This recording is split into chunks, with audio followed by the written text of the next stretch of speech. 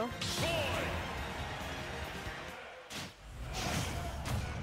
Let's get into it. Welcome to 404, the classic between Kola and Omega. If you've seen a 404 or any Georgia event, you have seen this at some point in history. And so you're going to be seeing a lot of mind games. Have you ever seen Omega pull out this early of a Rebels guard? I haven't, except in this type of game. These two have played against each other so much, the mind games are going to be hefty. We are 15 seconds in, and Arsene has come and now almost gone. That is how these games tend to go with players that have fought each other dozens and dozens of times. Tech chases are back online for Kola, and finding the proper disciplined choices, things like grabbing. Forward tilt keeps Kola on the center of the stage. Omega is getting their way back. Not too difficult for them to do that, but you can see these sour spot trades on multiple moves, but that dash attack was so sweet, it almost brought Arsene back out. However, jab into up air, expecting the DI for back air, wanted the DI in instead. DI's in the jab, and then DI's in the up air as well. So unfortunate mix up there. Omega loses the first stock, and a nice classic. Again, classic is the name of the game for this set, but a classic Lloyd combo to rack up this damage. 70%, another. Arsene is out. We're only a minute and 15 in.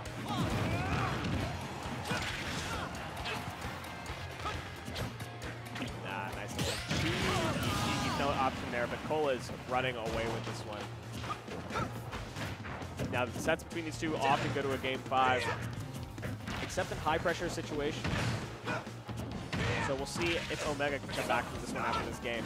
Obviously, it's not over yet, but it's all but just that.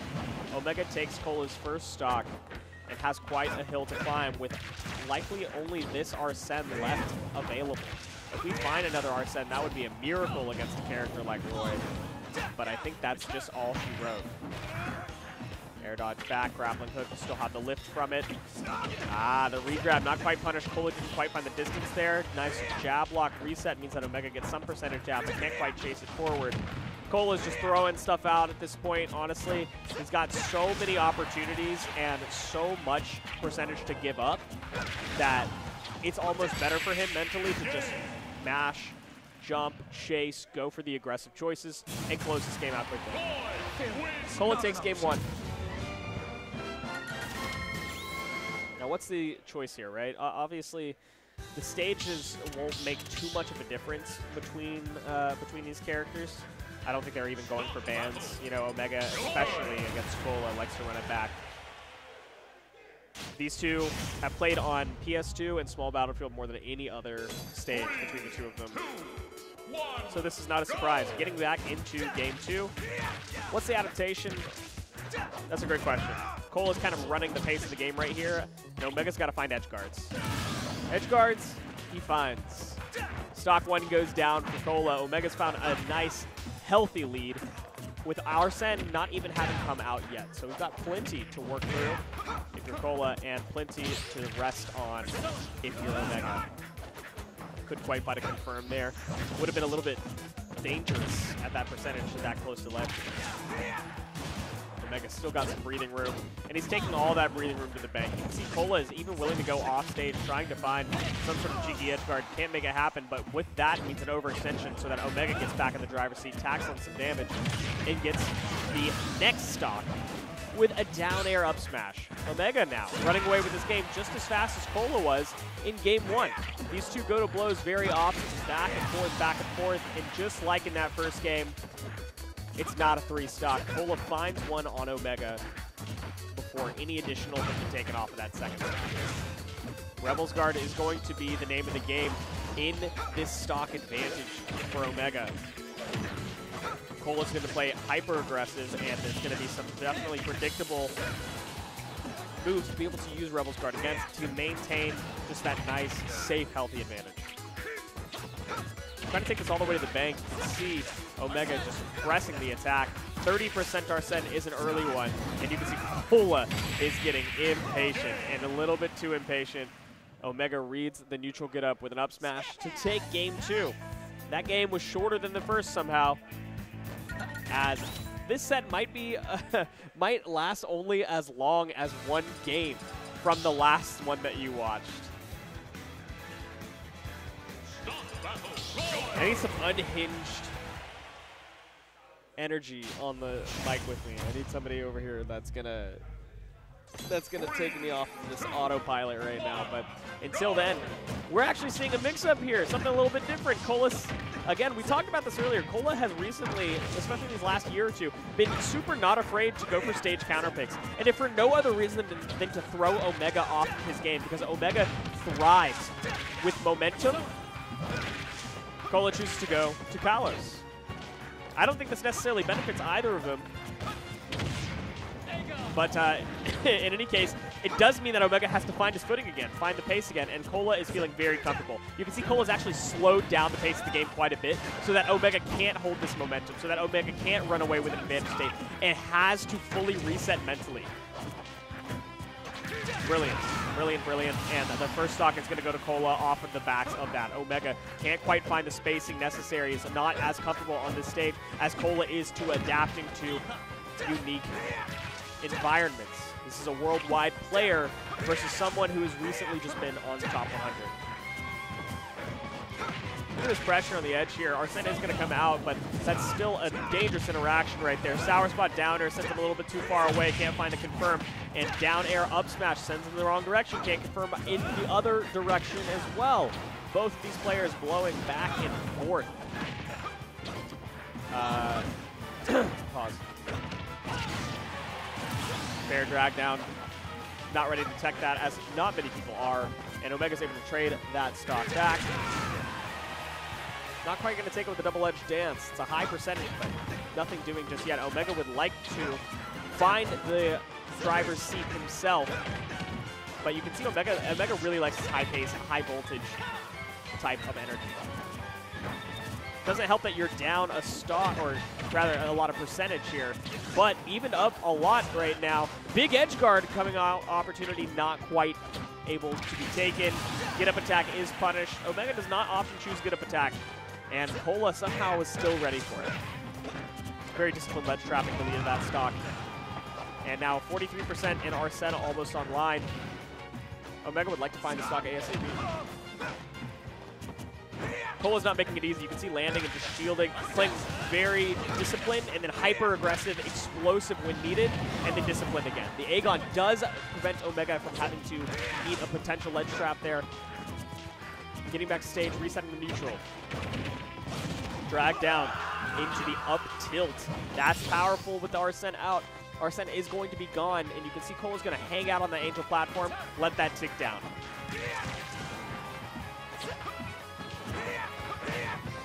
Last stock situation for both of these players. This is the longest game we've seen so far. It's already gone 3 minutes.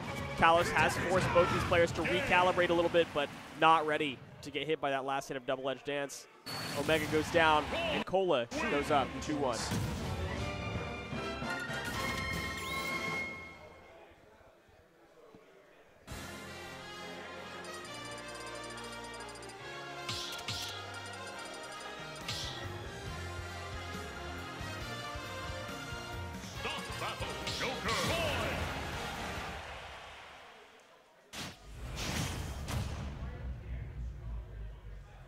Game 4, Omega's counter pick chooses to go back to small battlefield where he is comfortable, where he is ready to start this over.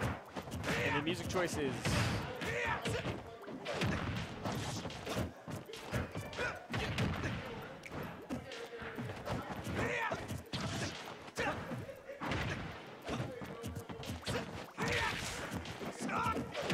they're rolling from Omega, resetting the momentum a little bit, trying to take the driver's seat again. But the steering wheel is still firmly on Kola's side.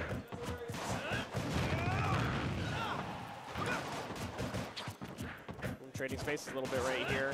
Omega's willingly going high and coming down with the down gun. Kola's not ready to punish it, but is ready to punish the follow-up. Still holding center stage. Kola really knows how to play the disciplined Roy when needed, and Omega thrives in chaos. Kola's not giving that chaos to him. However, the percentage advantage is in favor of Omega. or rather was. Double-edged dance. You have these kill confirms. You have so many options. I don't even know if you call them confirms, but just options that kill at such reasonable percentages on Kola, on Roy. Whereas Joker, you have to find specific openings, specific confirms, or a loose back air, especially with Arsene out. Now, Arsene is out. We are going to be fishing for it. And lo and behold, there it is. This should be a big edge guard, but unfortunately, he turns around for the Aegon, which is not what I would expect. And this time, the Aegon does connect after that back throw. Omega is a lot more prepared than Kola was for that one.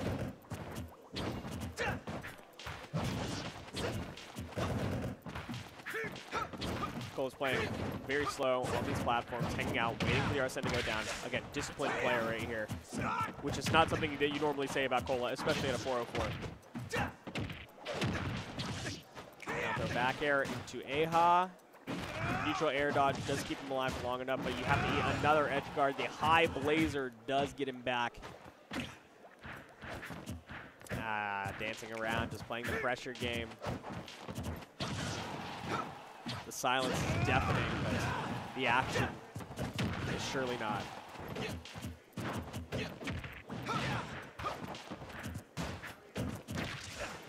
Down tilt, too high percentage to make any sort of tech chase off of that, but it does set up for a ledge trap. Reads Omega's panic jump towards the center stage. Kola's up a stock right here and looking to take this set and send Omega out at 7. At a 404, Omega out at 7th is unheard of, but the bracket is incredibly stacked as these two are duking it out in losers. Oh, couldn't quite find the fair drag down. Somehow, for whatever reason, Kola was left to restand there. I'm not exactly sure how the interaction happened, but it almost led to danger zone. Omega was able to clean up that stock. Fortunately for him, as Arsene is coming out, you do want to be on that last stock if possible when that does start to happen. Kola is panicking a little bit, goes for the panic blazer, and that gives Omega just the opening that he needs to get a lot of percentage down, get a lot of value off that Arsene. Up tilt actually catches the fall, and Omega's got big driver's seat energy right now. Finds a fair after the air dodge. Up air, now unfortunately up tilt rather, is going to reset the momentum for Kola, and now who's getting juggled? It's Omega. Oh, that was so risky, and thankfully DI'd out on the jab. Getting back to stage here. Tricky. They're both dancing a little bit. The second hit of fair does wind up connecting. Blazer down gun, had jump, held it, and now Omega is off stage. Almost got the ledge trump, but actually just forces Omega to panic jump. Catches him with the back air, and Kola takes the set 3-1.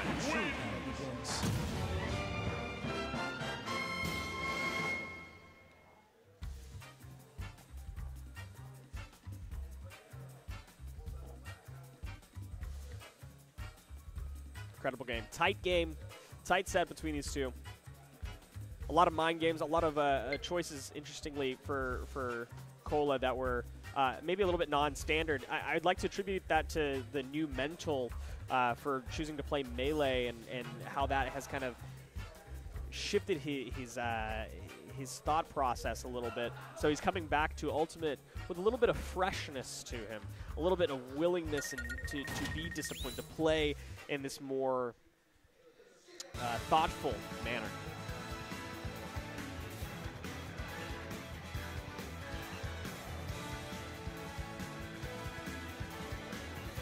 Good stuff from Kola. Now I'm going to put the next game on for you guys before I head out myself. Start the battle.